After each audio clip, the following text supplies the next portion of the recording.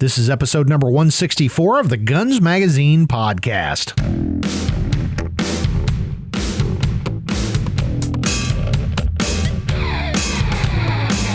Hi there, and welcome to the Guns Magazine podcast, one of the shooting world's biggest gun talk programs. I'm your host and the editor of Guns Magazine, Brent Wheat. Thanks for joining us as we talk to the interesting folks who make up the world of shooting, hunting, law enforcement, and the firearms industry. But before we get started, here's a quick word about our sponsor, the R7 Mako by Kimber. The striker-fired R7 Mako is a high-capacity polymer micro-compact from Kimber.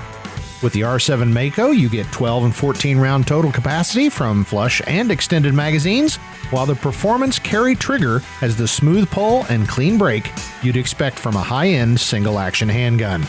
The R7 Mako also comes optics ready, or you can have it with optics already installed. Kimber's R7 Mako will feed your appetite for something different. See how at r7mako.com. In today's episode, we'll talk about the two things most shooters never consider when they think their gun's broken, even though those two things solve 90+% of malfunctions. Now here's Roy Huntington talking about pistol reliability.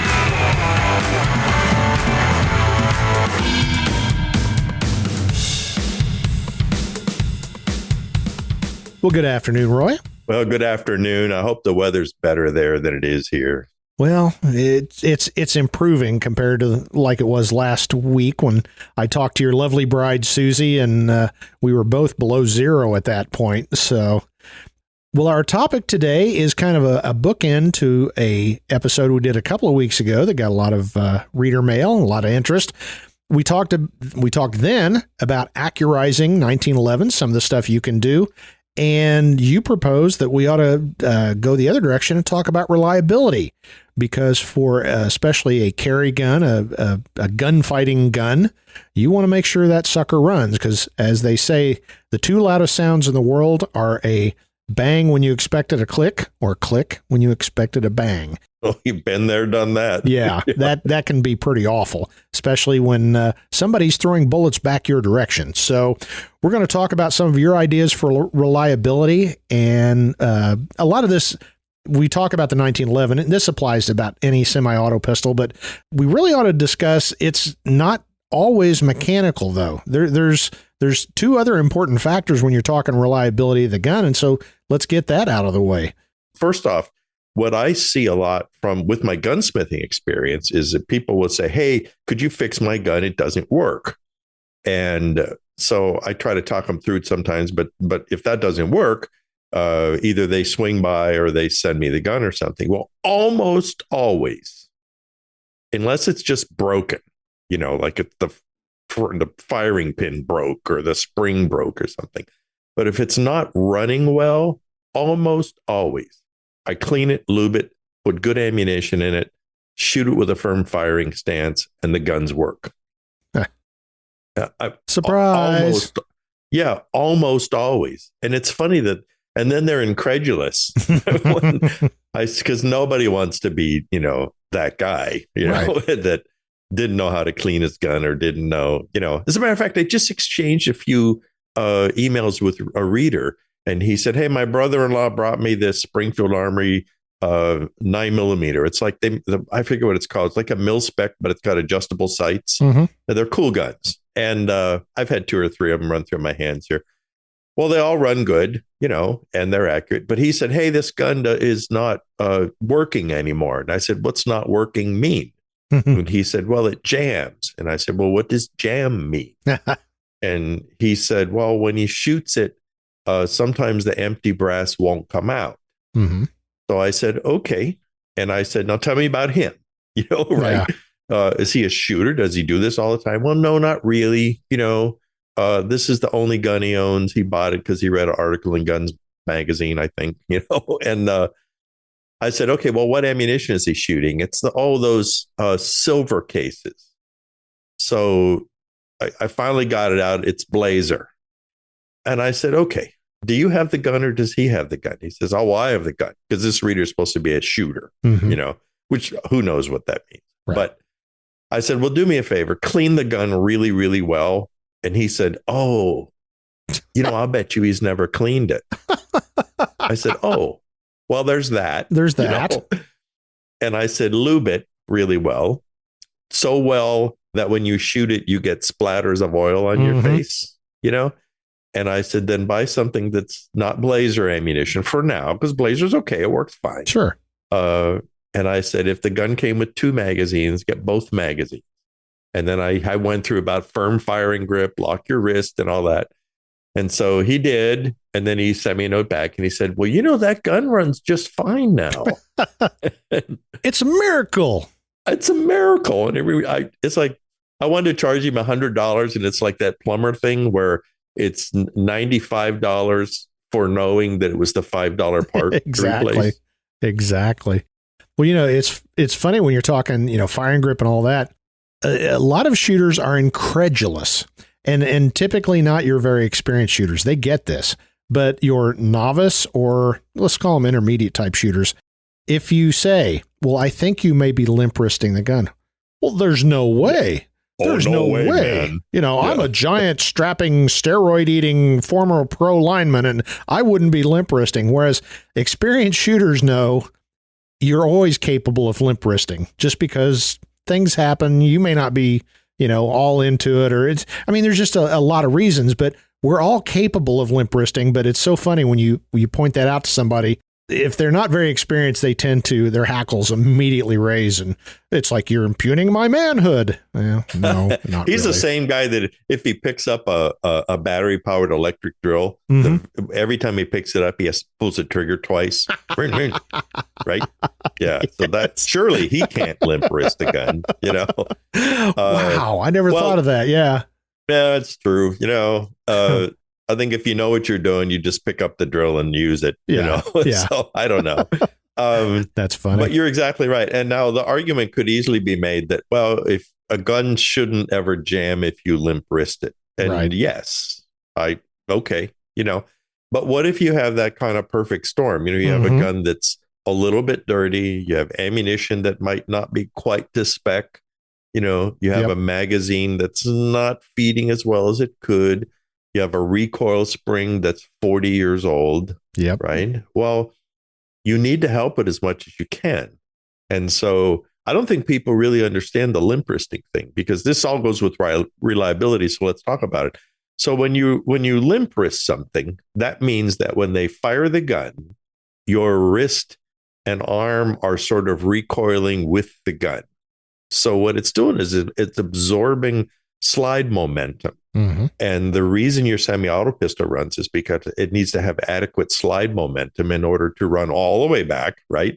And eject the empty brass and then snap forward fast enough that it snatches that cartridge out of the magazine and chambers it well. So if you have a firm firing grip and a strong arm, now that gives your slide this really nice, hard platform it can recoil against. Right. So all of the energy from the exploding gases in there goes to running the slide, which is what's supposed to.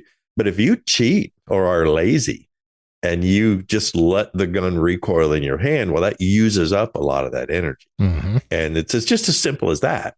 And there's no magic to it. You've been a firearms teacher for years. You just stand up and, center your shoulders, over your hips. And then I like to actually roll my shoulders forward just a little bit and lock your wrist.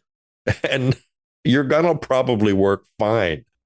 I've noticed I tend to do it off of, say, sandbags, because I'm usually shooting for accuracy. Yeah. And I get so wrapped around the axle, about sight picture and all that stuff. I mean, I don't do it every single time, but if I do, it tends to be at that moment. And, then it's just I'm breaking my wrist over, or I've not got my arm locked out as much as possible. And like you said, it's very simple. You take energy away from the gun, and at some point you'll take away enough energy that the gun doesn't run.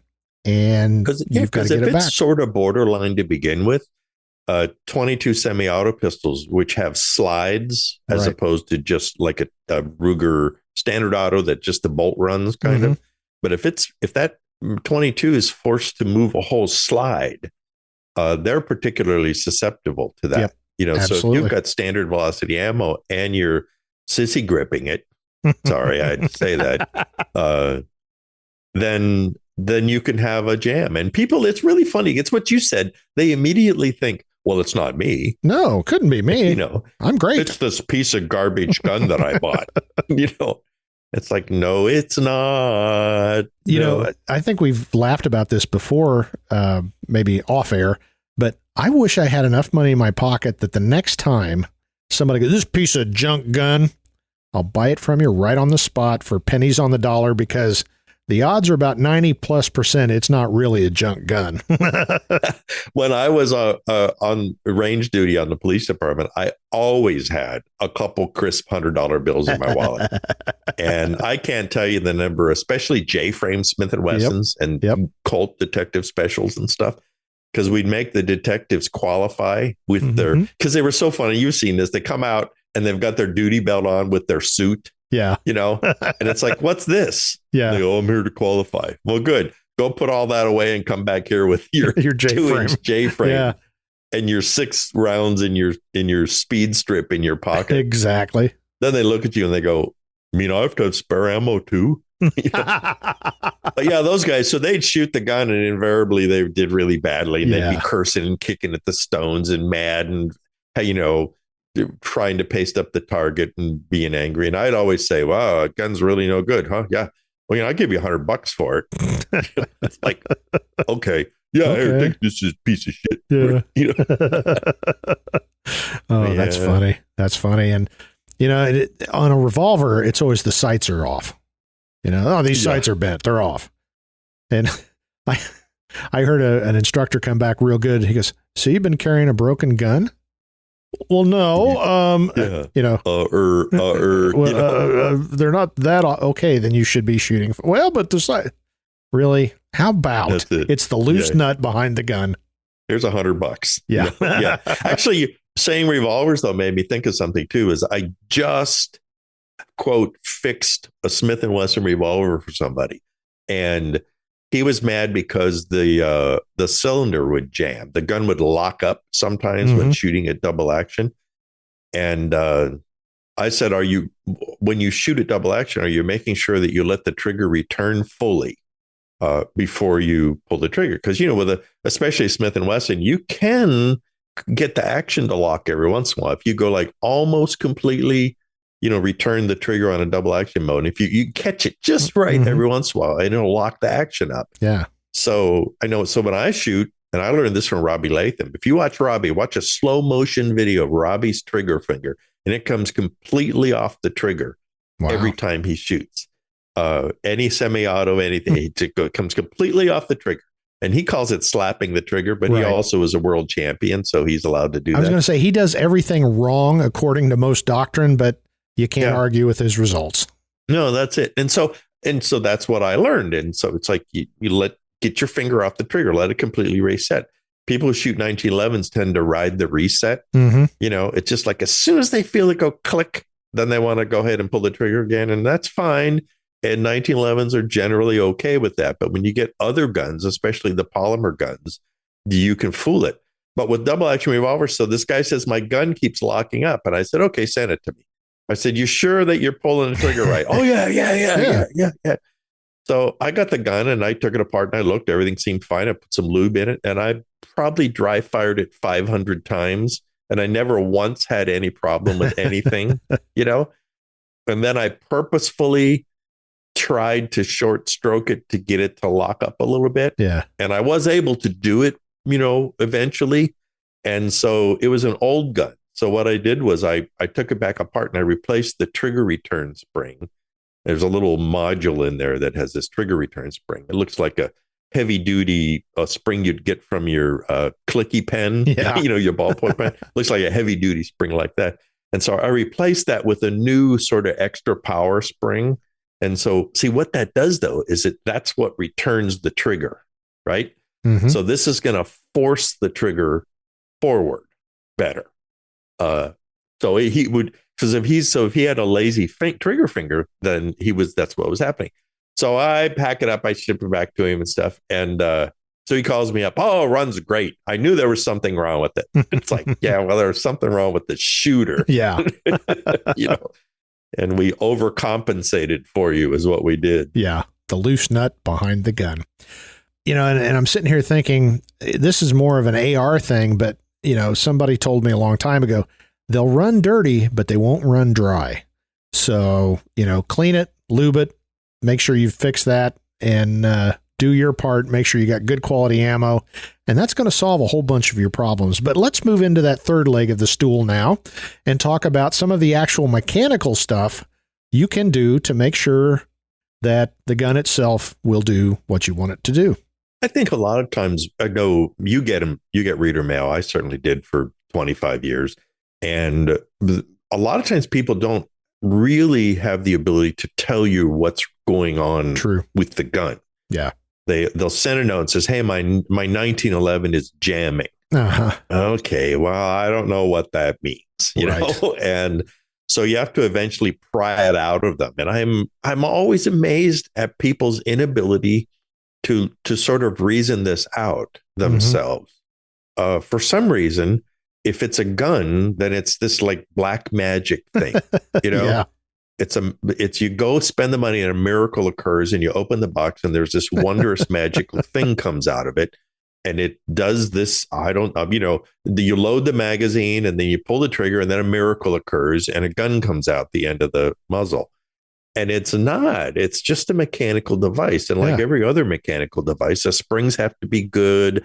The parts have to fit together right. It has to be lubricated, just like your car motor, but I'm always amazed by sometimes when people, they just don't take the time to look at it and reason it out.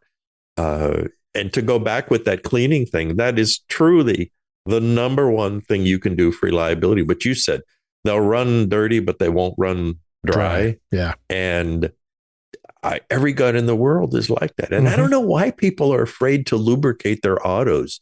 I did a video about 10 years ago for our channel about how to clean a semi-auto pistol. Mm-hmm. And, I kind of squirted the lube in a few places, because I always like to slightly over lube them. Always cheat, always win, right?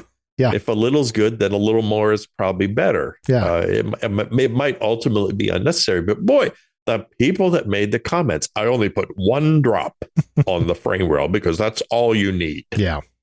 Yeah. In a perfect world, baby. Huh. Well, I don't remember who told me, but years ago, I was part of that school. You maybe take a needle lubricator or the barest, teeniest, tiniest drop on the pad of your finger and just daub it on the rail. And the idea behind that was, well, all kinds of gunk and stuff will be attracted to it.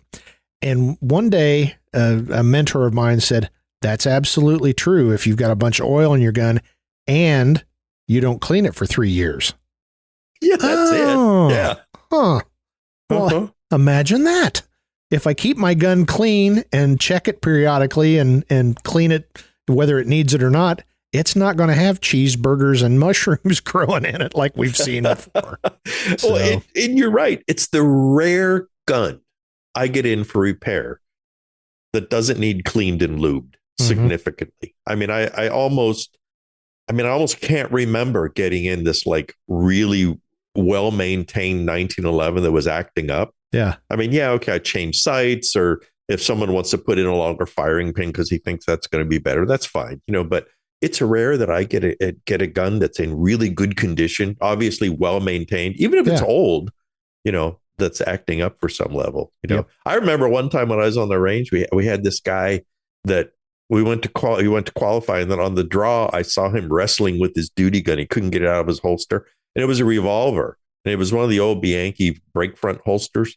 Well, I may have told this on one of our cop related podcasts, but they have a clamshell spring right in the, the front of the holster. And so his was a really old holster. So it had actually worn down to the point that there was a spring that was showing. Oh, geez. Carbon steel spring. So he had a blued steel Smith & Wesson revolver. Well, it had rained a month before, or 2 months before. And he said that, I was out directing traffic in the rain and I didn't have my raincoat on. So my gun got soaking wet in the holster. Well, his gun had rusted to the spring. Oh my gosh. And so in order to get it out of his holster, I got behind him and I grabbed the handle, the grips of the gun, and I kind of smacked it from the back with the palm of my, other hand. Wow. And it tugged it out of the front. And sure enough, I mean, it was like cake rust on the barrel and stuff, which surprised me. I really didn't think that could happen, but I guess you get that perfect storm, wet, goopy leather, rusting steel. It's sitting in his high humidity locker room, in his next to his stinky, sweaty vest in his locker. And it just rusted in. And so, but that's the degree of care a lot of people do with their guns. Yep. Exactly. Guns likes to do that. You didn't like to do this in guns. I always did it in handguns. We used to showcase kind of antique and classic firearms and surplus guns and stuff. And I was always amazed by the people who would write in afterwards and say, I have a Ortiz 32 made in 1931. And is that okay if I use it as a home defense gun? And it's like, no. Right? Yeah. Well, because you have 80-year-old springs and a magazine that who knows where that's been, like you say, it's full of dust buffaloes. And is the firing pin brittle from being the list just goes on and on and on and on. And that's sort of in that same category of it amazes me that people don't stop to think, would you buy a 1922 Model T that's shabby and say, can I drive this across country? No. Sure. Well, you can try. Yeah, you could try, I suppose, and you might make it eventually. And so, but for some reason, when it comes to gun, it's like King's X. It's all that gets left in the drawer. I don't even know why that is. But, but if you do have a gun, if you have a modern gun, you're probably going to be bulletproof. You really are. I mean, I honestly can't remember, and you too, probably the last time that we got a new gun in the last 8 or 10 years that didn't run fine. Right. I mean, truly, I think actually there was only one that you and I had trouble with one time. And other than that, they've all run fine. And so, but if you have an old war horse, your grandpa's 1911 from World War II, a Browning high power, and now earlier Glocks, earlier SIGs, Smith and Wesson from the 80s, those semi-autos and stuff. I mean, if I was going to carry any of those guns, I would absolutely replace springs at least. And you just Wolf Spring Company, or there's all these aftermarket Glock parts makers, and same thing for Smith and Wesson and stuff like that. And I would definitely replace that stuff. And other things like magazines, I look upon magazines as disposable items. They're consumables. Right. And people don't think of that. I remember I was at Thunder Ranch a million years ago, and Clint walked up to this guy, and the guy was always fussing with his gun. He was always having problems with it. It was like, pulling the magazines out and jamming and all that kind of stuff. And Clint had been watching him. He says, hey, you know what? I know what's wrong with that gun. It's a bad magazine. And the guy said, it is? And Clint said, yeah, you want me to fix it? And he said, yeah. And I remember this. I know where this is going. He pulled the magazine out. He handed it to Clint. Clint reached back and then threw it all the way over the target berm, because he had these big, like 15-foot high target berms. And I remember this. He looked at him and said, there, I fixed it. And he turned around and he crunched away on the gravel. But I think that was a really good lesson. And people say, well, that's $35. It's like, okay, well, how much is your life? Yeah. But yeah, magazines are consumables, and especially if they're old magazines. They've been around forever, and they've been loaded and unloaded 5,000 times. So buy some new magazines. You sure keep the old ones, use them at the range or something. That's fine. Sell them on eBay. But that's how I look upon those things now. So if you have what I would call now a vintage Glock or a vintage Smith and Wesson, think about this. This is really interesting. I just saw this the other day. Somebody said that 1970 was as far away from 1918 as today is to 1970. Oh my goodness. Now think about that for a minute, okay? And I'm here to tell you, there are plenty of people that have 1970s vintage guns that carry them every day, right? Yeah. So in 1970, if your grandpa said, I got this Smith & Wesson revolver I got in 1918, we would go, well, that's cute. Yeah. Yeah. How sweet, isn't Papaw. that quaint? Yeah, you're going to put it up on the wall in a shadow box? Yeah. Because why would anyone ever want to shoot it or trust it? Yeah. And so I think people have to remember that, keep that in mind, is that so if you've got a 1980s Smith & Wesson, 400 series, 4506, or whatever those names they had, you've got a gun that probably needs a new firing pin spring. It needs a new recoil spring, grips crack. And on those guns, that was important because if the grip cracks on the back of the gun, that affects the hammer spring. It can lock it up. And so that's, and look at your gun. I mean, if it looks like a beat up 1957, Hudson, out of the junkyard. Yeah. It's like, oh, this used to kill me too. This is exactly the same thing. People would buy old taxi cabs and old police cars. You've seen it, right? Of course. You see some nitwit driving on the street with a black and white unit, right? It's all painted over with everything. And you can see where they used to have a light bar, and they used to have a window, and they used to have an antenna on the back. Sometimes they still have the push bumper, so that makes them the Blues Brothers, I guess. I don't know. But then when you talk to them, they say, well, it was a cop car, so it was really well maintained. Like, really? Oh, my Lord.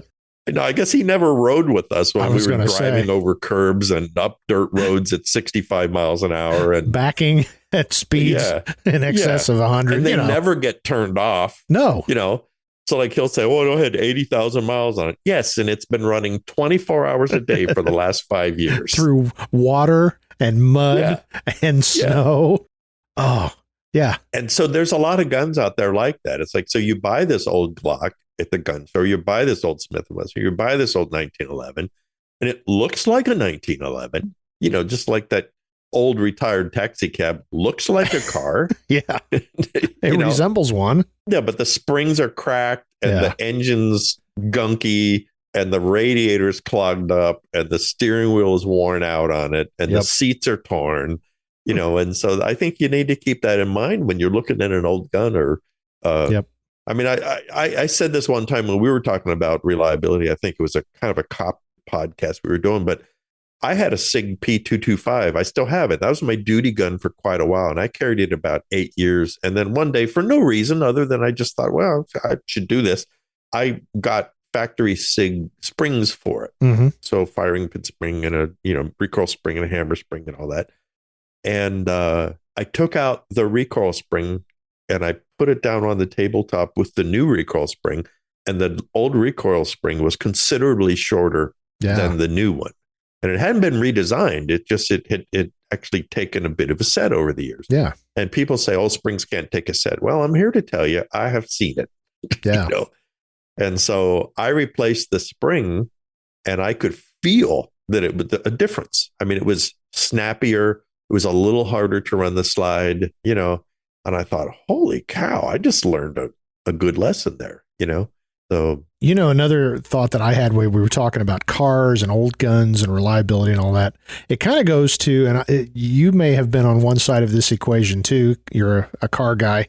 Years ago, I had car trouble and this was the pre-YouTube days. Nowadays it doesn't matter. There's a video out there on how to dismantle a Mark V nuclear reactor, but back in the day, you actually had to know stuff. So I forget what kind of car trouble it was. And my car limped into the garage of my buddy. And I said, well, I've been doing a little reading and I think it's the Grammus Framus grommet with impacted, prawn bearings and all this kind of stuff. And he goes, it's always the simplest, not the most complicated. I'm like, oh, okay. And that's what it was. It was like the fuel filter was clogged. The entire fuel injection system was not destroyed well, I read where, this 14 of those were bad and had recall out of the 17 million that were made. How about we start with the simple stuff? Like you said, good ammo, keep them clean, and have a good, reliable gun. Because really bad guns can run pretty good. Mm-hmm. I mean, I've taken guns that were just vile, I mean, just worn out, and with just the least little bit of attention, a clean, a lube, make sure the extractor doesn't have goop underneath the end of it. Yep. Put some good ammunition in it, maybe put a new magazine in it, shoot it right. And lo and behold, it works, And I think it seems like we get to this point every single podcast we do. And I'm afraid we're like belaboring the point, but it is so absolutely true. And you've already said it once, but I want to reiterate is if you've got any questions, buy a modern gun. The guns now, they are well engineered. They're very well built. They're all built on CNC machines and all this. So you don't have the situation where this one may be good and the very next one may be a complete, lemon. Nowadays, they're all good. Any of the main manufacturers, Smith, Springfield, our sponsor, Kimber. I failed to mention them, Kimber. Yeah. Great guns. Yeah. So just go out, save your lunch money, get a reputable gun. And of course, the other side, when you're talking mechanics, is don't hang a bunch of crap off of it. We've seen that too. If you take this part and that part and that part and this aftermarket part off, now suddenly it runs. Huh. Interesting. It's funny Who would how have thought that is. Yeah.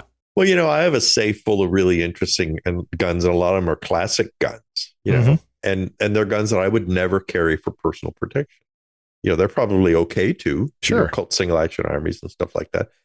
But my personal protection guns are always modern, newish. Yeah.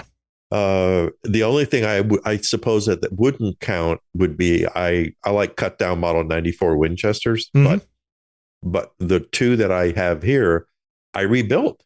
I mean, I put all new springs, new extractor, new magazine spring. I mean, it's essentially a new gun. Yeah. But people don't do that. And it's a very funny thing. I don't understand the dynamics behind that. Well, I think you hit it. It's a magic thing, and it's too complicated for me to understand.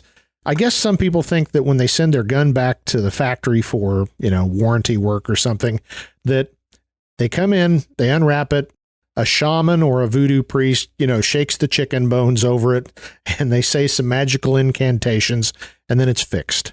And they're simple mechanical machines. The concept of operation of any gun is very simple. Now, the engineering gets very technical, but the actual, how does this thing run? You really need to understand that, because you just have to. You just have to understand the basics of, extraction, ejection, how the slide recoils, all that kind of stuff.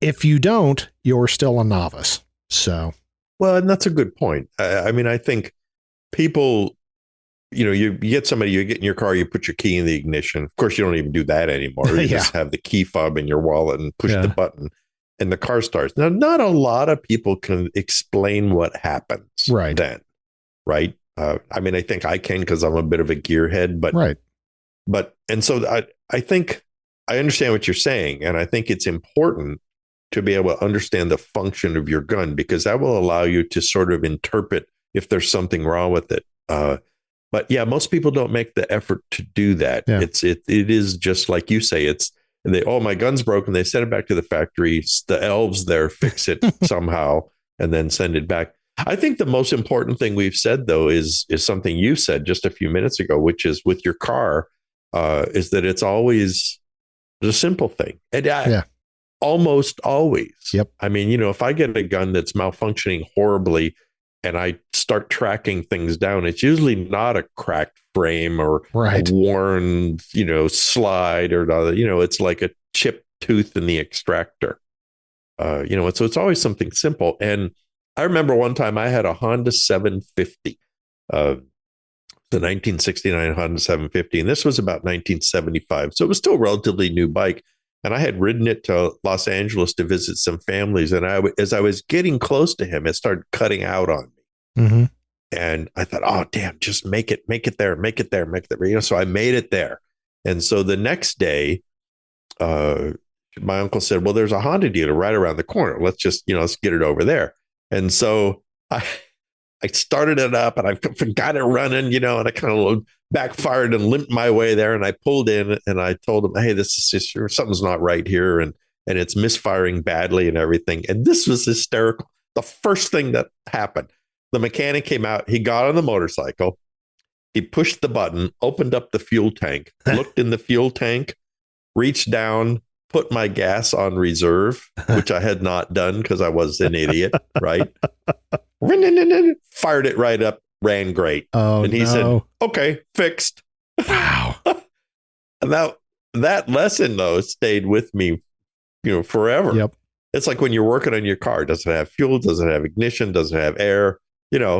And so when your gun's not working, is you look at it and you say, well, it's stovepiping. Okay, well, what's stovepiping? Yeah. So is it not extracting right? Is the ammunition not powerful enough to run the slide all the way back to give it time to kick it out? Is the ejector broken? Or, you can kind of start thinking about that stuff. And, we were talking about vehicle analogy. Most people cannot explain the intricate technical details of how the valve train works and all that. But what I've run into of late, and I'll be intentionally vague, is trying to help somebody with a car problem. Okay, what's it doing? Well, it's making a noise. Well, okay, is it coming from the engine? Is it coming from a belt? Is it coming from the transmission? I don't know. You do have to have a little bit of knowledge. The transmission makes it go. The engine, uses fuel and air. You don't have to get into, the technical specifications of wrist pins, but you ought to at least understand the basics. And exactly same thing with the gun. And one final parting note, I was sitting here thinking, I think I had a doctor tell me that too. All doctors now say, don't go on the internet. Just don't, because it'll scare the hell out of you and you'll come in with an elaborate diagnosis. And my old doc, who is a good friend of mine and a shooter, I think he did tell me that one time of, I think I've got eyeball flukes and I've contracted beriberi. And he's like, well, maybe you just got the flu, and that's usually what it turns out to be. It's not this tropical disease that only 3 people have ever heard of.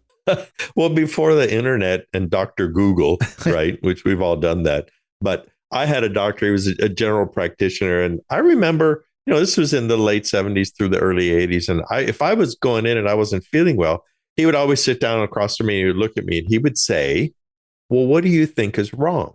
And then I would say, well, it hurts if I do this. And I was thinking, maybe did I pull a muscle? Yeah. And he would say, well, let's see, and but it's that, simple. Well, let's put the tank on reserve. Let's see, is it getting spark? Yeah. And so, like with your gun and reliability, is it a good magazine? Are you feeding it good ammunition? Is that, it started at the beginning. Of course, that's going to put gunsmiths out of business. So, oh goodness. Well, Roy, we have gone long because, as usual, we're having fun just talking. But it's great fun, and it's been great. This is, I guess, this would be our last podcast of the year of 2022. So, holy cow, you're the last guy. So I've been accused of worse. There you go. Well, again, thank you. And it's been great working with you over these many years I've been here, and looking forward to many more. Me too. Thanks again.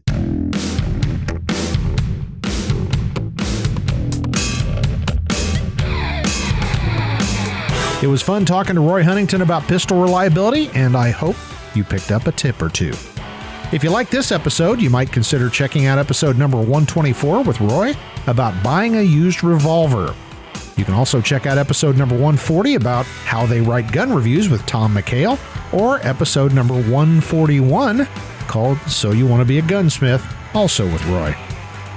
If there's a topic you want to hear, someone you'd like us to interview, or you just want to share your thoughts, please drop me a line at editor@gunsmagazine.com. As always, you can find us on your favorite podcast directory, such as Spotify, iHeartRadio, Audible, and several others. And also there's YouTube, and of course at gunsmagazine.com. You can also subscribe to the companion Gun Cranks audio podcast on those same directories, or you can watch it at the Gun Cranks YouTube channel.